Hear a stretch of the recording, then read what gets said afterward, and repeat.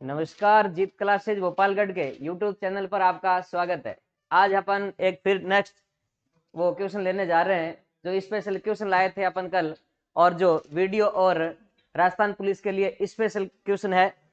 तो आगामी एग्जाम में बहुत ज्यादा क्वेश्चन आने की पूरी संभावना है। यहाँ से लेते हैं अपन क्वेश्चन नंबर 11 तक कल किए थे, आज है 12वां क्वेश्चन। राजस्थान के दिए गए मानचित्र में छायांकित बाघ क्या प्रदर्शित करता है? ये बाघ है दिया हुआ, ये छायांकित बाघ क्या प्रदर्शित करता है?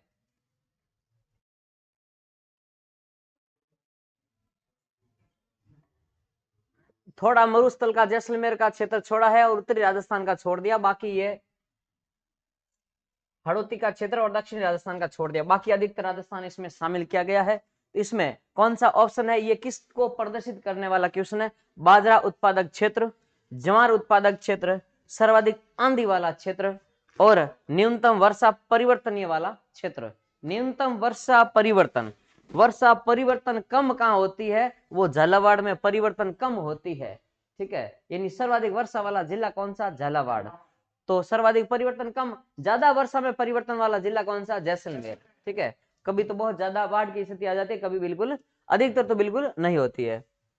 सर्वाधिक आंधी वाला क्षेत्र, सर्वाधिक आंधी वाला क्षेत्र तो इसने छोड़ दिया, यहाँ गंगानगर है। सर्वाधिक आंधी वाला क्षेत्र तो छोड़ दिया, गंगानगर में 27 दिन आंधी आती है। ठीक है, और न्यूनतम आंधी आती है वो झालावाड़ में 3 दिन, अजमेर में भी अगर माने ना वो भी 3 दिन है, ध्यान रखना आगे से। और जवार उत्पादन ये क्षेत्र नहीं है, जयपुर है और अजमेर आसपास ये क्षेत्र पड़ता है, बाकी नहीं है। तो बाजरा क्या है? बाजरा उत्पादन क्षेत्र राजस्थान में सर्वाधिक बाजरा बोया जाता है। कहां पर?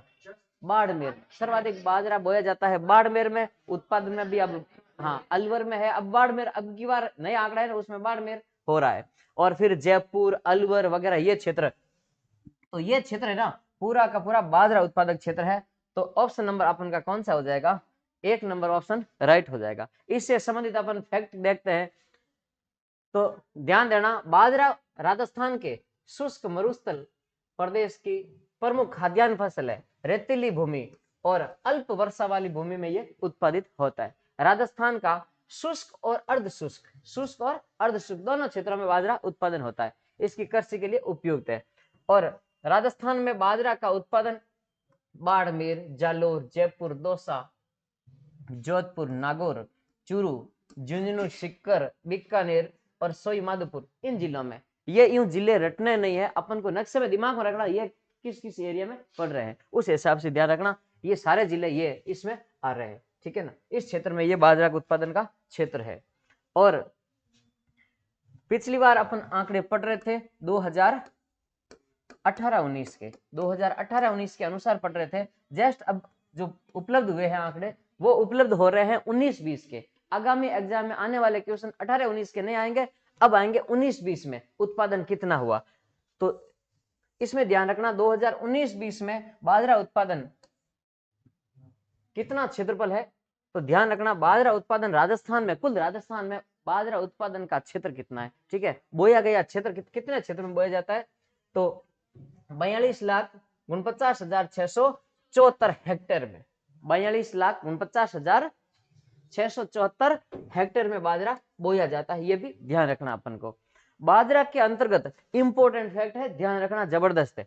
बाजरा के अंतर्गत सर्वाधिक क्षेत्रफल वाले जिले, यानी बोया सर्वाधिक जाता है बाड़मेर में पहला स्थान। दूसरा, ये बाड़मेर का क्षेत्रफल लगभग ध्यान रखना, बाकी क्लियर याद रखने की इसमें जरूरत नहीं है। दूसरा नंबर बाजरा में है जोधपुर का स्थान और तीसरा नंबर आता है जालोर। बोया गया क्षेत्र एरिया, जिसमें ज्यादा एरिया में बोया जाता है, तो विशेष ध्यान रखना सर्वाधिक बाड़मेर, उसके बाद में आता है दूसरा नंबर कौन सा?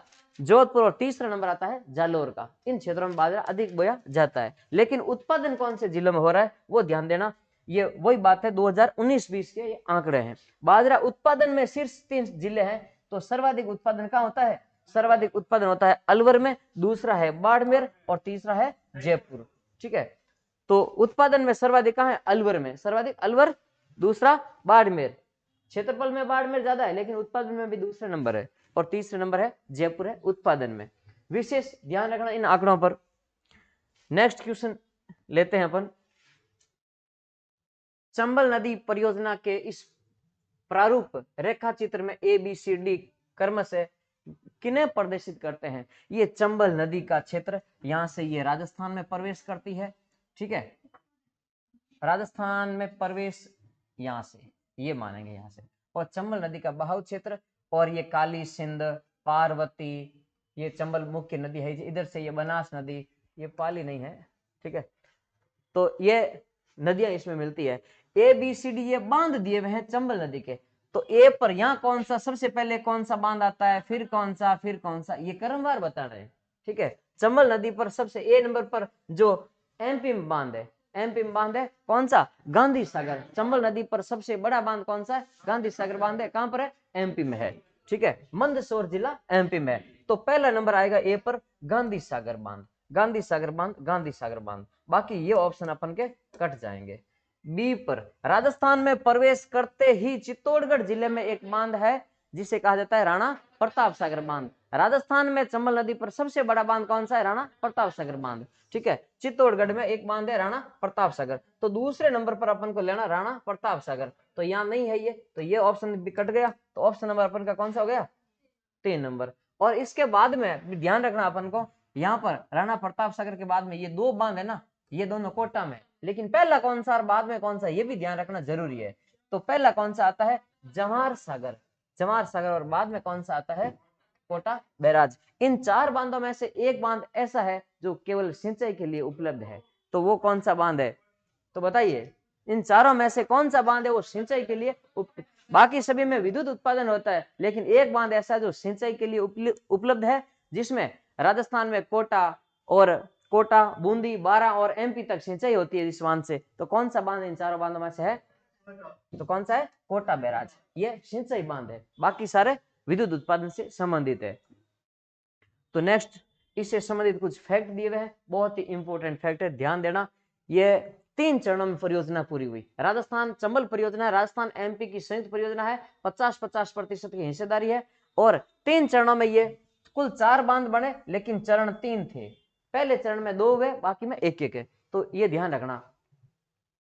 तो इससे संबंधित कुछ फैक्ट दिए हैं। चंबल परियोजना मध्य प्रदेश और राजस्थान की संयुक्त बहुउद्देशीय परियोजना। बहुउद्देशीय परियोजना उसे कहते हैं अपन जो जिसके उद्देश्य एक से अधिक हो, यानी विद्युत उत्पादन, पेयजल और सिंचाई सभी कार्य होते हैं बहुउद्देशीय परियोजना में।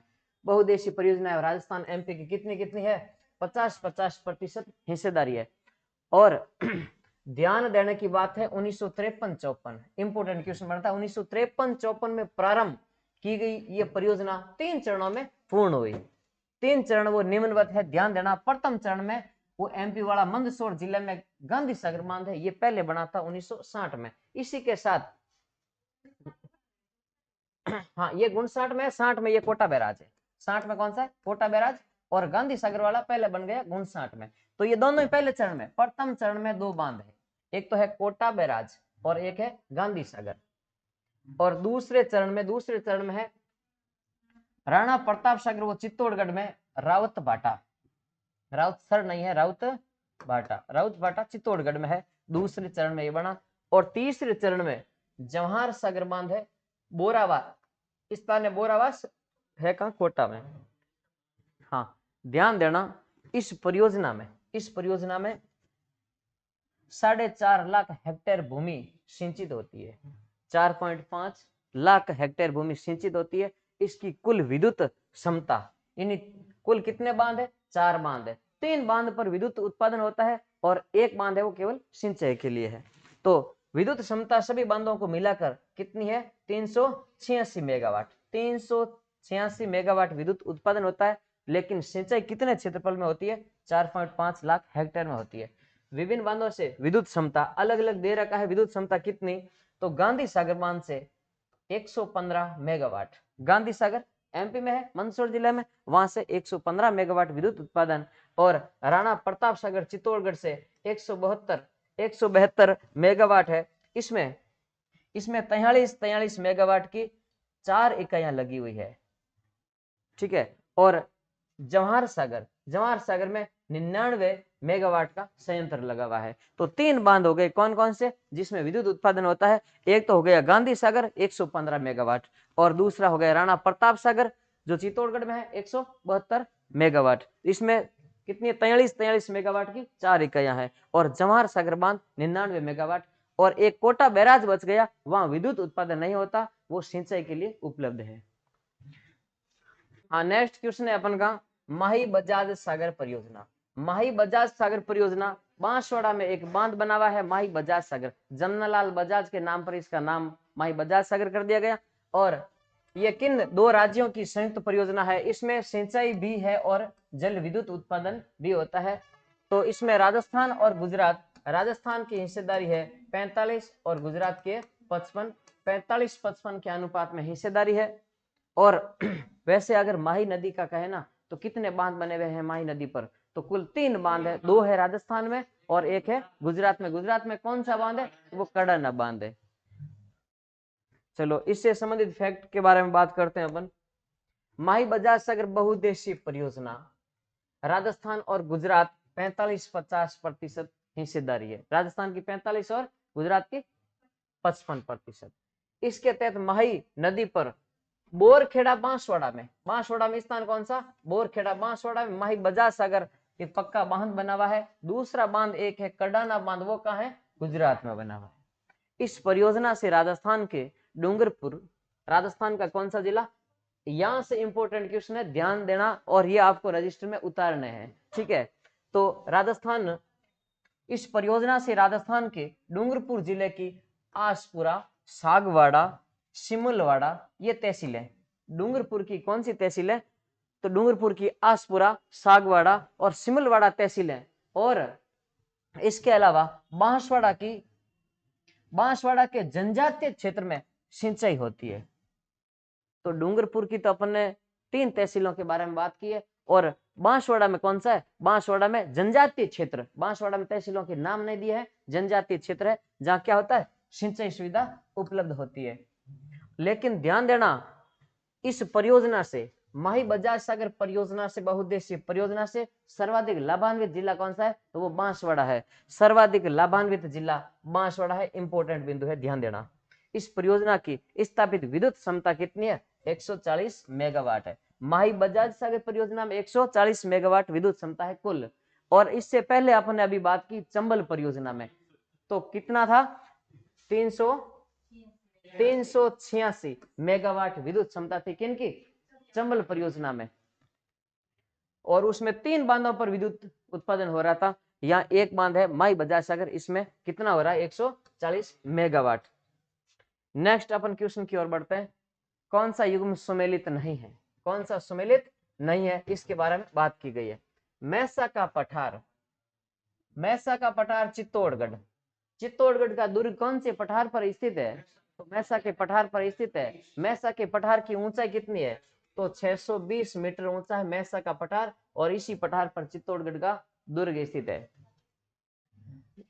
फिर दिया है क्रास का पठार, क्रास का और कांकनवाड़ी का पठार, यहाँ तो कहाँ है? सरिस्का अलवर में। क्रास का और कांकनवाड़ी का पठार, यहीं पर है कांकनवाड़ी का किला, जिसमें किसको कैद करके रखा था? दारा शिकोह को किसने कैद किया था? यहाँ औरंगजेब। दारा शिकोह को अपने भाई औरंगजेब ने जो उत्तराधिकार युद्ध हुए थे उसमें कैद करके रखा था, वो कांकनवाड़ी का किला। तो क्रास का और कांकनवाड़ी के पठार कहाँ है? तो सरिस्का अलवर में है। जुरासिक कालीन विशाल चट्टान जैसलमेर में है। सही बात है, जुरासिक कालीन विशाल चट्टान है। वो कौन सा गांव? अकलुड फॉसिल्स पार्क। अकलुड फॉसिल्स पार्क किस प्रकार की चट्टान है?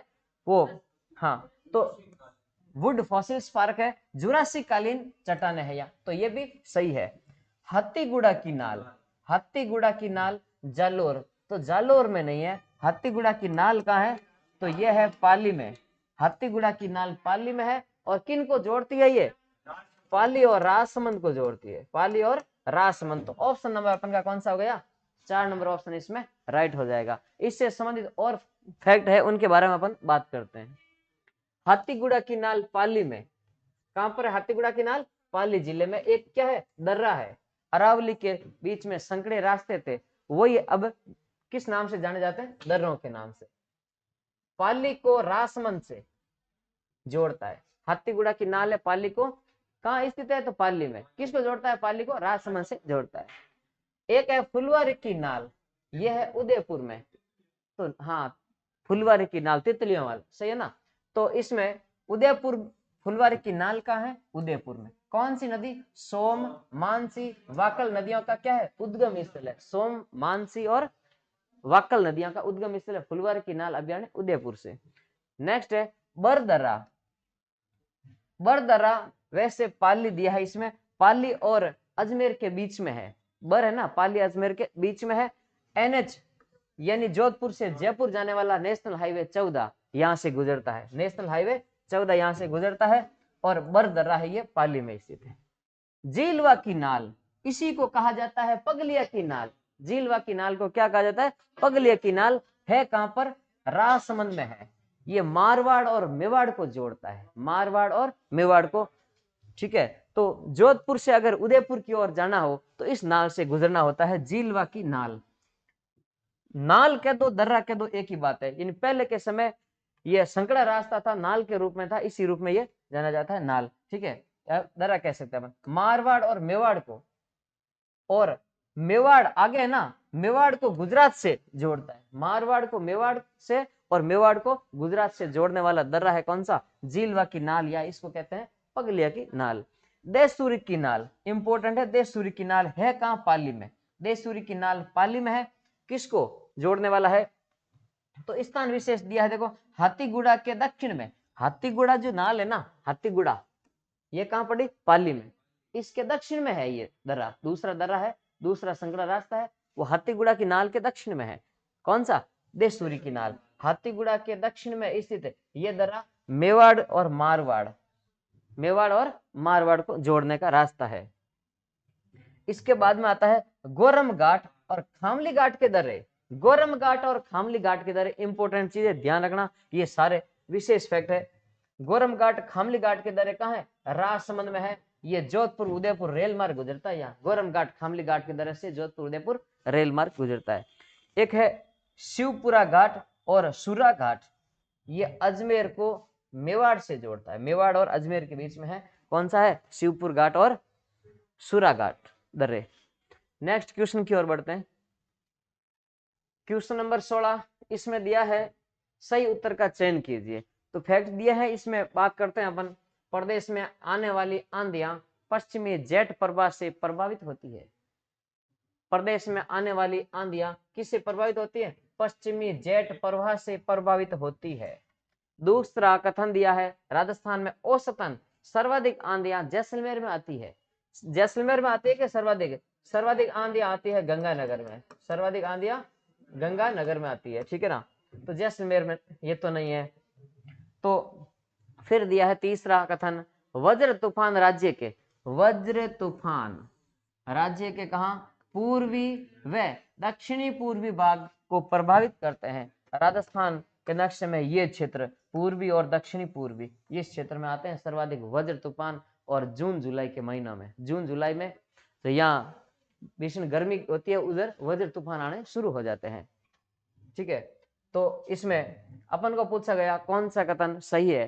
तो केवल 3, ये दोनों गलत है। दूसरा तो गलत है, पहला भी गलत है। सामान्य धाराओं वाला, याद रखना अपन को, सामान्य धाराओं के कारण ये आंधियों वाला सिस्टम है।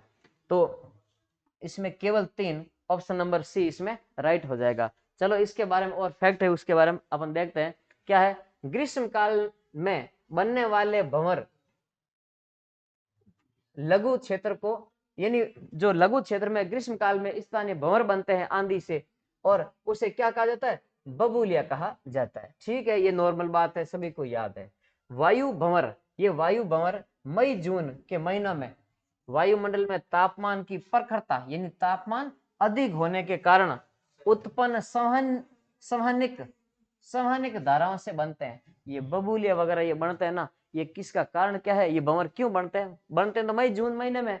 क्यों बनते हैं? इसका कारण है तापमान अधिक होने के कारण क्या उत्पन्न होती है? संवहनिक धाराएं उत्पन्न होती है, इस कारण ये बनते हैं। इंपॉर्टेंट चीज है, बहुत इंपॉर्टेंट, ध्यान रखना। चक्रवातीय तूफानों के संपर्क में आने पर, चक्रवातीय तूफानों के संपर्क में आने पर वायु भंवर धूल भरी आंधियों में बदल जाते हैं। ठीक है, और इंपॉर्टेंट चीज ध्यान रखना, ये वज्र तूफान वाली बात है। जून जुलाई की ग्रीष्म अवधि यानी गर्मी की अवधि होती है, उसमें राजस्थान के दक्षिणी पूर्वी और पूर्वी हिस्से में आने वाले तूफान वज्र तूफान कहलाते हैं, जो कहां पर, जयपुर और झालावाड़ जिलों में सर्वाधिक है। वज्र तूफान सर्वाधिक कहां आते हैं, जयपुर और झालावाड़ जिलों में, ये भी विशेष ध्यान रखना। राज्य में सर्वाधिक आंधियां कहां आती है, औसतन कहां आती है, गंगानगर में कितने दिन, 27 दिन सर्वाधिक आंधियां आती है। इसी प्रकार आंधियां जो औसतन बीकानेर में कितने दिन, 18 दिन, और जैसलमेर में कितनी, 16 दिन, बाड़मेर में 13, जोधपुर में 9 दिन, जयपुर में 6 दिन और कोटा में 5 दिन, अजमेर में 3 दिन और झालावाड़ का कहते हैं वो भी 3 दिन, सबसे कम झालावाड़ में 3 दिन, इसमें अजमेर भी दिया है तो ये भी ध्यान रखना 3 दिन अजमेर में। नेक्स्ट क्वेश्चन की ओर बढ़ते हैं। मानचित्र का छायांकित क्षेत्र निम्न में से किस भौगोलिक विशेषता को चिन्हित करता है? जो ये क्षेत्र है ये किसको दर्शाता है, ये बताना है अपन को। तो ऑप्शन नंबर 1 है बालू का स्तूप मुक्त क्षेत्र, दूसरा है 0 से 20% बालू का स्तूप प्रभावित क्षेत्र, यानी बालू का स्तूप थोड़े बहुत है 20%, और 20 से 40% बालू का स्तूप प्रभावित क्षेत्र, फिर है 40 से 60% बालू का स्तूप प्रभावित क्षेत्र। तो ये क्षेत्र कौन सा दर्शाता है, और अपन ने इसके बारे में खूब चर्चा की है, तो ये कौन सा है, बालू का स्तूप मुक्त प्रदेश है, कोई प्रतिशत वगैरह नहीं है, कोई बालू का स्तूप नहीं है, बालू का स्तूप मुक्त प्रदेश है। इसके बारे में और कथन के बारे में क्या है, फैक्ट दिए हुए, राजस्थान के पश्चिम में स्थित विशाल थार मरुस्थल के पूर्वी भाग, यानी थार मरुस्थल का पूर्वी भाग है, ये थार का मरुस्थल है, इधर ये पूरा थार का मरुस्थल, इसका क्या है, ये पूर्वी भाग है, लैंग्वेज पूरी ध्यान रखना, थार मरुस्थल का पूर्वी भाग इस इधर हो गया ना, यूं नहीं समझना कि ये इसके पश्चिम है, थार मरुस्थल केवल इतना ही नहीं है, थार मरुस्थल इधर पंजाब, थोड़ा हरियाणा, पंजाब, इधर पाकिस्तान में खूब सारा है, ठीक है ना, इधर तो थार मरुस्थल के हिसाब से क्या हो गया, ये पूर्वी हो गया इसका। तो यूं देखें कि राजस्थान में देखें तो ये पश्चिम है, लेकिन थार मरुस्थल क्या है, थार मरुस्थल का पूर्व में पड़ता है, ये ध्यान रखना। तो थार मरुस्थल का पूर्वी क्षेत्र क्या दिया इसमें फैक्ट में, हाँ इससे संबंधित व्याख्या दी है, राजस्थान के पश्चिम में विशाल थार मरुस्थल के पूर्व में, राजस्थान के पश्चिम में और विशाल थार मरुस्थल के पूर्व में क्या है, बालू का स्तूप मुक्त प्रदेश है, बालू का स्तूप मुक्त प्रदेश है, वो विशेष रूप से जैसलमेर में है। तो ध्यान देना, ये बालू का स्तूप मुक्त प्रदेश ये क्षेत्र, और ये मरुस्थल का कितना है, तो लगभग 41% क्षेत्र बालू का स्तूप मुक्त प्रदेश है। और ये जो मरुस्थल पड़ता है अपन के यहाँ ही नहीं है, राजस्थान में तो है ही है, ठीक है, पश्चिमी राजस्थान में, इसके अलावा पंजाब, हरियाणा, पंजाब और अधिकतर पाकिस्तान में पड़ता है, तो इसका ये पूर्वी भाग हो गया, ठीक है, राजस्थान के तो पश्चिम है, और बालू का स्तूप मुक्त, ये बालू का प्रदेश है ना थार मरुस्थल, इसका क्या है, पूर्व में स्थित है। तो ध्यान देना, थार के मरुस्थल के पूर्वी भाग बालू का स्तूप मुक्त है, ये विशेष रूप से जैसलमेर में है, और प्रदेश के कुल मरुस्थलीय भाग के कितने प्रतिशत है, 41% बालू का स्तूप मुक्त है। जैसलमेर और बाड़मेर में चट्टानी रूप में पाया जाता है ये, और चट्टानें किस प्रकार की है, परतदार चट्टानों से ढका है, और किस काल की चट्टान है, तो टर्सरी से प्लेस्टोसीन युग की है, ये टर्सरी और प्लेस्टोसीन युग की है, ये चूने की चट्टान है, ठीक है, सेल चूने से निर्मित है, और यहाँ विशेष रूप से ध्यान रखना आकलुड फॉसिल्स पार्क है, तो क्या है, फॉसिल्स पार्क है, ध्यान रखना फॉसिल्स, आकलुड फॉसिल्स पार्क, राष्ट्रीय मरुद्यान में जो अपन पढ़ते हैं आकलुड फॉसिल्स पार्क वो है यहाँ, ठीक है, क्या है ये, जीवाश्म पार्क है, जीवाश्म के लिए प्रसिद्ध है। इस क्षेत्र में भूगर्भीय जल पट्टी जिसको अपन बोलते हैं लाटी सीरीज सेवन घास लिस्यूरिस सिंडिकुस, वो सर्वाधिक पाई जाती है, गोडावण की प्रिय घास वाला क्षेत्र। तो लाटी सीरीज भूगर्भीय क्या है, जल पट्टी है, लेकिन विशेष ध्यान रखना यहाँ कौन सी चट्टान है, लाटी सीरीज में औषधि चट्टान है, लाटी सीरीज में क्या है, औषधि चट्टाने है, औषधि चट्टानों के कारण यहाँ भूजल का विशाल भंडार है, भूजल का विशाल भंडार है। नेक्स्ट क्वेश्चन की ओर बढ़ते हैं अपन, सही नहीं है, कौन सा सही नहीं है, राज्य में संपूर्ण वर्षा की मात्रा का 80%, संपूर्ण वर्षा की मात्रा का 80% दक्षिण पश्चिम मानसून से प्राप्त होता है। ध्यान से समझना किस प्रकार है ये, 80% दक्षिण पश्चिम मानसून से प्राप्त होता है। फिर है राजस्थान की जलवायु में महाद्वीपीयता का प्रभाव प्रदर्शित होता है। ये आपको मैंने लिखा था, राजस्थान की विशेषता में महाद्वीपीयता की विशेष ये प्रभाव है, ठीक है। और राज्य का पश्चिमी और उत्तर पश्चिमी भाग वृष्टि छाया प्रदेश, पश्चिमी राजस्थान और उत्तर पश्चिमी राजस्थान वृष्टि छाया प्रदेश है, ठीक है। फिर है राज्य में तापांतर अधिक है, तापांतर यानी दैनिक तापांतर भी अधिक है, यानी गर्मी दिन में बहुत ज्यादा गर्मी, रात में बहुत ज्यादा ठंड पड़ती है। वार्षिक तापांतर भी ज्यादा है, वर्ष में ऐसा महीना कुछ आते हैं जिसमें बहुत ज्यादा ठंड पड़ती है और कुछ महीने ऐसे आते हैं जिनमें बहुत ज्यादा गर्मी पड़ती है। वार्षिक तापांतर भी ज्यादा है और दैनिक तापांतर भी ज्यादा है। राज्य में तापांतर अधिक पाया जाता है, बिल्कुल ये बात भी सही है। पश्चिमी ये क्या है, वृष्टि छाया प्रदेश, ये भी सही है। महाद्वीपीयता की विशेषता पाई जाती है, लेकिन इसमें मिस्टेक क्या हो गई बताइए। दक्षिण पश्चिम मानसून से राजस्थान में 90% वर्षा होती है। 90% वर्षा किससे होती है, दक्षिण पश्चिम मानसून से होती है। और 10% वर्षा होती है मावट से, मावट से पश्चिमी विक्षोभ से होती है 10% वर्षा। तो अपन का ऑप्शन कौन सा राइट हो गया इसमें, 1 नंबर ऑप्शन राइट हो जाएगा। नेक्स्ट क्वेश्चन की ओर। हाँ, इससे संबंधित कुछ फैक्ट दिए हुए हैं वो देखते हैं। राजस्थान में संपूर्ण वर्षा की मात्रा का 90% है वो दक्षिण पश्चिम मानसून से प्राप्त होती है। राजस्थान में प्राप्त होने वाली कुल वर्षा का 10% मावट यानी शीतकालीन पश्चिमी विक्षोभ से प्राप्त होती है। राजस्थान में मानसून प्रवेश सामान्य 15-16 जून, ठीक है, या कहीं 17 तक भी दिया हुआ मिलता है, तो लगभग 15-16 जून को प्रवेश करता है। और राजस्थान में मानसून सर्वप्रथम कहाँ प्रवेश करता है, तो बांसवाड़ा जिले में प्रवेश करता है मानसून। और राजस्थान में वार्षिक औसत वर्षा कितनी होती है, 58 सेंटीमीटर वर्षा होती है औसत वार्षिक। और वर्षा वाला दिन, कितने दिन वर्षा होती है, राजस्थान में एवरेज है 29 दिन वर्षा होती है, 29 दिन वर्षा होती है। और एवरेज वार्षिक वर्षा कितनी, 58 सेंटीमीटर है। अगर यूं पूछ ले, या 29 दिन राजस्थान में एवरेज वर्षा होती है, राजस्थान में सर्वाधिक वर्षा किस जिले में होती है, तो झालावाड़ में। कितने दिन होती है झालावाड़ में, तो ध्यान रखना झालावाड़ में होती है 40 दिन वर्षा। और इस स्थान का पूछे तो माउंट आबू बताना, वहां 48 दिन वर्षा होती है, 48 दिन वर्षा होती है। तो वर्षा होती है, चलो कौन से दिन वर्षा वाला दिन माना जाएगा, कौन सा दिन है जिसमें 25 mm वर्षा होती है, उसे वर्षा वाला दिन माना जाता है। या 0.25 सेंटीमीटर, 0.25 सेंटीमीटर कह सकते हैं, या 25 mm कह सकते हैं, वर्षा होती है, उस दिन को वर्षा वाला दिन माना जाता है। नेक्स्ट अपन क्वेश्चन की ओर बढ़ते हैं। पहाड़ियों का कौन सा युग्म सुमेलित है, कौन सा सुमेलित है वो बताना है। खमनोर की पहाड़ियां या चित्तौड़गढ़ दिया है, तो अपन को पता है खमनोर की पहाड़ियां राजसमंद में कौन सी नदी का उद्गम स्थल है? बनास नदी का उद्गम स्थल है खमनोर की पहाड़ियां, राजसमंद कुंभलगढ़ दुर्ग के पास है। बिजोलिया की पहाड़ियां, बिजोलिया तो अपन का भीलवाड़ा में है, तो ये भी गलत हो गया। बिजराल की पहाड़ियां, बिजरावल की पहाड़ियों से एक नदी का उद्गम स्थल है?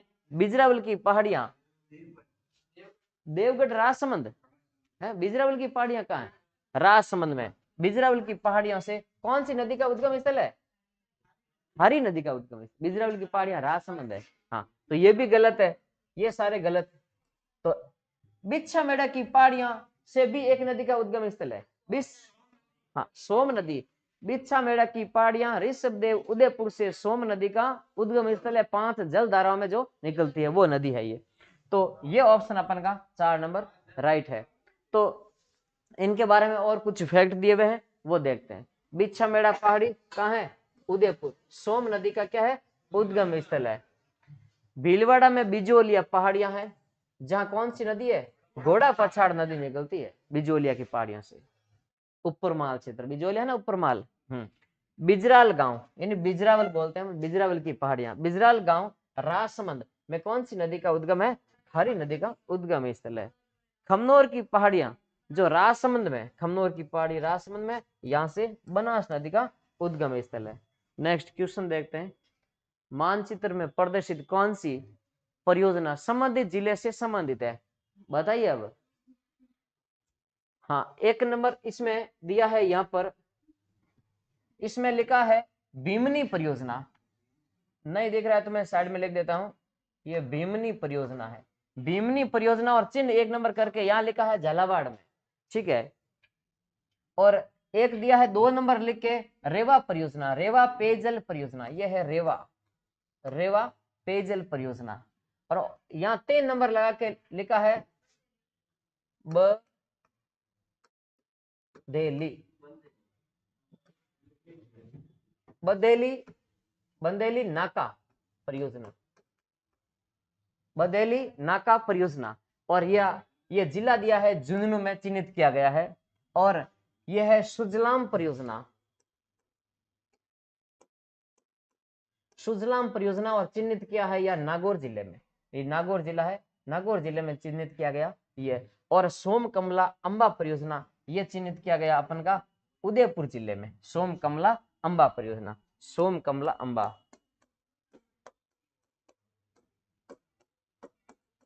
बताइए कौन सा इसमें गलत है, क्या पूछा गया?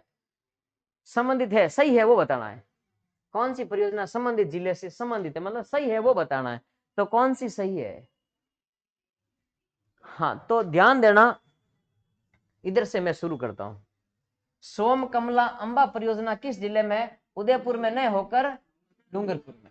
सोम कमला अंबा परियोजना कौन सी नदी पर? सोम नदी पर, सोम नदी पर यह परियोजना है। सोम नदी पर 2 परियोजना है, एक परियोजना है सोम कमला अंबा, ये डूंगरपुर में है। एक है सोम कागदर परियोजना, वो उदयपुर में है, नदी सेम है लेकिन सोम कागदर परियोजना कहते तो वो उदयपुर में है। तो ये तो हो गया गलत, ठीक है। ये 5 नंबर लिखा है, ये गलत हो जाएगा। फिर सुजलाम परियोजना और चिन्हित किया है नागौर में, यह है बाड़मेर में। सुजलाम परियोजना बाड़मेर में स्थित है, खारे पानी को मीठा करने की एक योजना थी, ठीक है। बाबा परमाणु अनुसंधान केंद्र और जोधपुर में एक प्रयोगशाला है, रक्षा अनुसंधान प्रयोगशाला, उन दोनों के संयुक्त रूप से सहयोग से यह प्रारंभ की गई सुजलाम परियोजना। कहां पर? बाड़मेर में। किसके द्वारा? बाबा परमाणु अनुसंधान केंद्र ट्राम्बे मुंबई में ना, वो, और एक रक्षा अनुसंधान प्रयोगशाला जोधपुर, इनके संयुक्त तत्वाधान में एक योजना चलाई गई सुजलाम। और किस जिले से संबंधित है? बाड़मेर में खारे पानी को मीठे करने की योजना है ये। चलो, ये भी गलत हो गया, तो ये नागौर में नहीं है। 5 नंबर गलत है, 4 नंबर भी गलत है। और बदेली नाला, बदेली नाका, बदेली नाका परियोजना है, तो यह है राजसमंद, जिला पड़ता है अपन का राजसमंद और उदयपुर, इन 2 जिलों की परियोजना है। बदेली नाका ये पेयजल परियोजना है, और किन जिलों के? उदयपुर और राजसमंद जिलों की परियोजना है। फिर है रेवा पेयजल परियोजना और भीमनी परियोजना और रेवा पेयजल परियोजना, दोनों किन की है? झालावाड़ जिले की है, दोनों ही झालावाड़ जिले की है। तो ये यहां दिया है कि ये कोटा और इधर है बूंदी, तो रेवा परियोजना है बूंदी में बताया है, तो ये भी गलत है, ये भी गलत है। तो सही कौन सा है? भीमनी पेयजल परियोजना का है झालावाड़ में, और रेवा है ना, ये कहाँ है? ये भी झालावाड़ में, ध्यान रखना, ये भी झालावाड़, दोनों ही है, ये दोनों ही झालावाड़ में ही है, ठीक है। और ये सारी परियोजना है, इनसे संबंधित फैक्ट दे रहा हूं, तो ये रजिस्टर में उतार लेना इनको। भीमनी पेयजल परियोजना झालावाड़, और झालावाड़ में पंच पहाड़ तहसील झालावाड़ के 30 गांवों में भीमनी बांध से जलापूर्ति होती है। इंपॉर्टेंट चीज है, ध्यान रखना। झालावाड़ कौन सी तहसील? पंच पहाड़ तहसील, झालावाड़ के 30 गांव में भीमनी बांध से पेयजल की आपूर्ति होती है। फिर है डूंगरपुर, डूंगरपुर में सोम नदी पर सोम कमला अंबा परियोजना से, और इस सोम कमला अंबा परियोजना कहाँ है? डूंगरपुर, सोम नदी पर। और आसपुर तहसील डूंगरपुर, आसपुर तहसील डूंगरपुर के 67 गांवों और सलुम्बर तहसील उदयपुर के 4 गांवों में पेयजल की सुविधा मिलती है। यानी डूंगरपुर, अधिकतर तो डूंगरपुर जिला है, और कुछ है वो उदयपुर के 4 गांव उदयपुर के हैं, और यहाँ पर क्या होता है? सिंचाई मिलती है, किससे? सोम कमला अंबा से। झालावाड़ में रेवा बांध, झालावाड़ में क्या है? रेवा बांध निर्मित है, जिससे पेयजल, इस रेवा बांध झालावाड़ में है, इसका लोकार्पण दिसंबर 2014 में किया गया था। पेयजल की परियोजना है। बगेरी या बगेली, बगेली नाका पढ़ा ना अपन, बगेली री लिखा तो बगेली या बगेरी एक ही बात है। ये राजसमंद और उदयपुर बनास नदी पर स्थित एक परियोजना है, राजसमंद और उदयपुर की संयुक्त परियोजना बनास नदी पर है। फिर है सुजलाम परियोजना। सुजलाम परियोजना बाड़मेर जिले से संबंधित है और पेयजल की समस्या के लिए ग्रसित गांव में खारे पानी को क्या करता है, मीठा करने की एक किन की योजना है, भाभा परमाणु अनुसंधान केंद्र और रक्षा अनुसंधान प्रयोगशाला जोधपुर की संयुक्त परियोजना है। कौन सी, सुजलाम परियोजना। सुजलाम परियोजना बाड़मेर जिले से संबंधित है। नेक्स्ट क्वेश्चन की ओर बढ़ते हैं। प्रदेश में क्षेत्रफल की दृष्टि से सबसे छोटा कृषि जलवायु क्षेत्र कौन सा है, सबसे छोटा कृषि जलवायु क्षेत्र। तो ध्यान देना, आर्द्र दक्षिणी मैदान, आर्द्र दक्षिणी मैदान, इसको कृषि जलवायु के अनुसार कौन से खंड में बांटा गया। तो ध्यान रखना, राजस्थान को कृषि जलवायु के अनुसार कितने भागों में बांटा गया, तो 10 भागों में बांटा गया। इसमें 10 भाग किए गए, जैसे first A, first B, second A, second B, third A, third B, fourth A, fourth B, 8 ये हो गए, और फर्स्ट सी और फिफ्थ। हाँ, तो ये है 10 भाग है, कृषि जलवायु बांटे गए। तो आर्द्र जलवायु दक्षिणी राजस्थान का क्षेत्र है, आर्द्र जलवायु वाला दक्षिण राजस्थान का क्षेत्र है, इसमें है फोर्थ फोर्थ फोर्थ बी।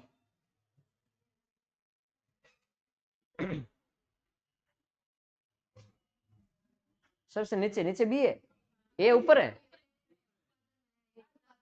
हाँ चलो, दक्षिणी राजस्थान का क्षेत्र है आर्द्र दक्षिणी मैदान, जिसमें क्या है, फोर्थ बी, और उप आर्द्र दक्षिणी मैदान इसको कहा गया फोर्थ ए, और बाढ़ संभाव्य पूर्वी मैदान तो इसमें कहा गया थर्ड बी, थर्ड बी, पूर्वी राजस्थान का क्षेत्र है इसमें।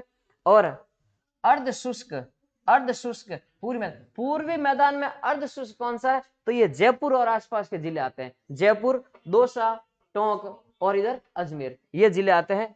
जयपुर, जयपुर बीच में जयपुर इधर आ गया, इधर दौसा, टोंक और अजमेर, ये जिले आते हैं अर्ध शुष्क पूर्वी मैदान। और इनका कोड कौन सा दिया गया, इसमें थर्ड ए दिया गया।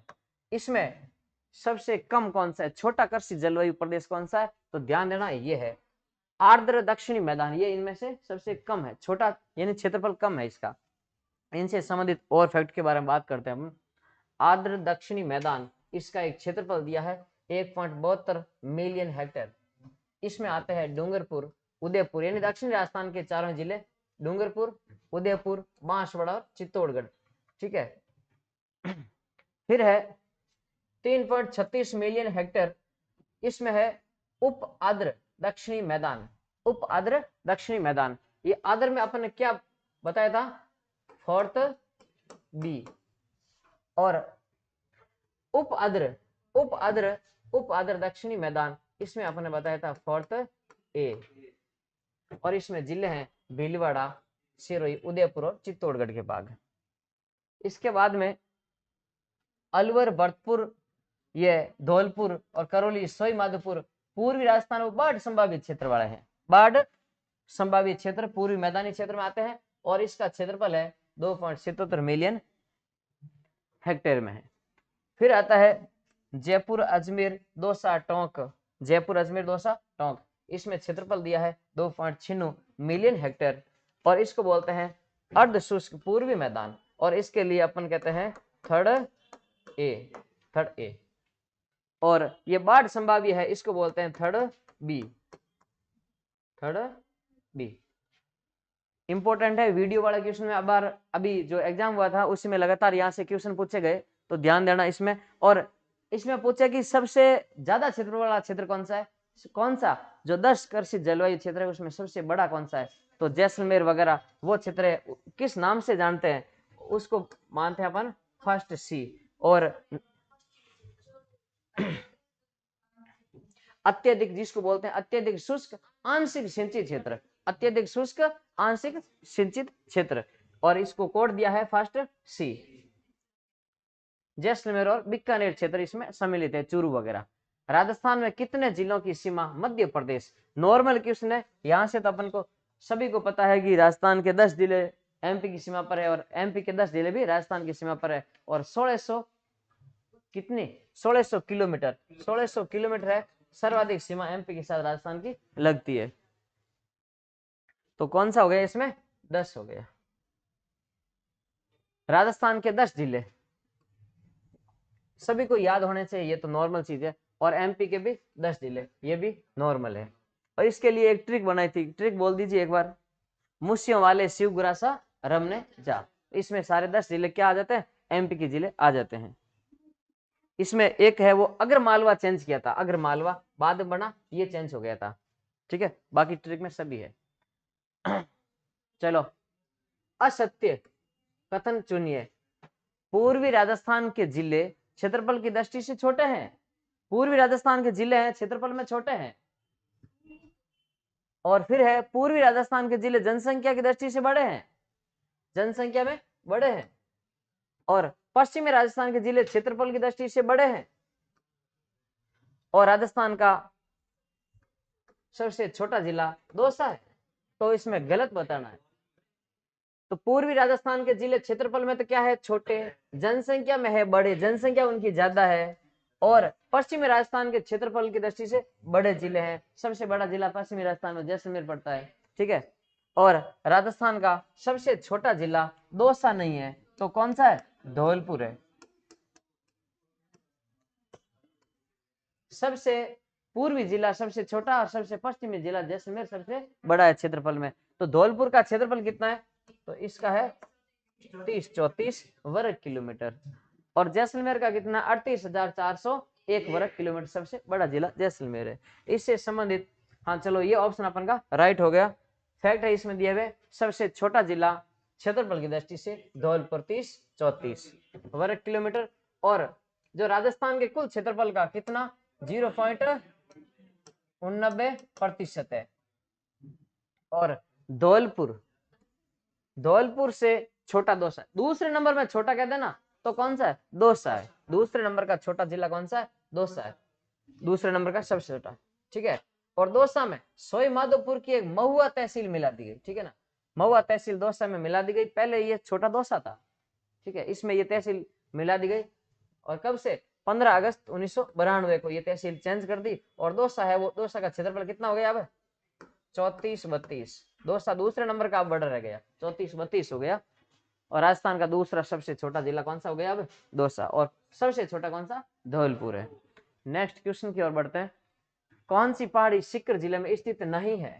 सीकर में नहीं है। खंडेला की पहाड़ियां सीकर से नदी का उद्गम स्थल है। कौन सी? कांतली नदी का। मालखेत की पहाड़ियां और खंडेला की पहाड़ियां, हर्ष की पहाड़ियां और बरवाड़ा। तो खंडेला की पहाड़ियां तो सीकर में पता है अपन को। मालखेत की पहाड़ियां ये भी कहां है? सीकर में है। मालखेत की पहाड़ियां, मालखेत की पहाड़ियां सीकर में है। मालखेत की पहाड़ियां सीकर, खंडेला की पहाड़ियां सीकर, कांतली नदी उद्गम स्थल, हर्षनाथ की पहाड़ी, हर्ष की पहाड़ी पर किसका मंदिर है? जीण माता का मंदिर है, ये सीकर में है। और बरवाड़ा कहाँ है? तो बरवाड़ा ये है, बरवाड़ा की पहाड़ी ये सोई माधोपुर में है। सोई माधोपुर में है, सोई माधोपुर में है। नेक्स्ट, इससे संबंधित कुछ फैक्ट दिए हैं। बरवाड़ा की पहाड़ी कहाँ है? सोई माधोपुर में। बरवाड़ा यानी चौथ का बरवाड़ा बोलते हैं अपन। कौन सी माता? चौथ माता। चौथ माता यानी के फॉर के यानी कार्तिक कृष्ण चतुर्थी को मेला बढ़ता है। चौथ का बरवाड़ा सोई माधोपुर में। और कंजरों की कुल देवी है चौथ माता। चौथ का बरवाड़ा सोई माधोपुर में। फिर है चौथ माता का मंदिर बरवाड़ा पहाड़ी पर स्थित है, बिल्कुल। और हर्षनाथ की पहाड़ी सीकर में जो जीण माता का मंदिर है। रघुनाथगढ़ और मालखेत की पहाड़ियां भी कहाँ है? सीकर की उत्तरी अरावली पहाड़ियां है ये रघुनाथगढ़। कितनी ऊंचाई है रघुनाथगढ़ की? 1055। उत्तरी अरावली की सर्वोच्च चोटी है ये। और फिर बात करते हैं अपन खंडेला की पहाड़ी सीकर, जहां से कांतली नदी का क्या है? उद्गम स्थल है। इसी के साथ अपन आज 24 तक जो क्वेश्चन कंप्लीट किए, और इन क्वेश्चनों में जितने भी इंपॉर्टेंट फैक्ट है वो सारे आपको अपने रजिस्टर में उतारना है। विशेष रूप से याद रखना, एग्जाम में आने वाले क्वेश्चन है। Thank you.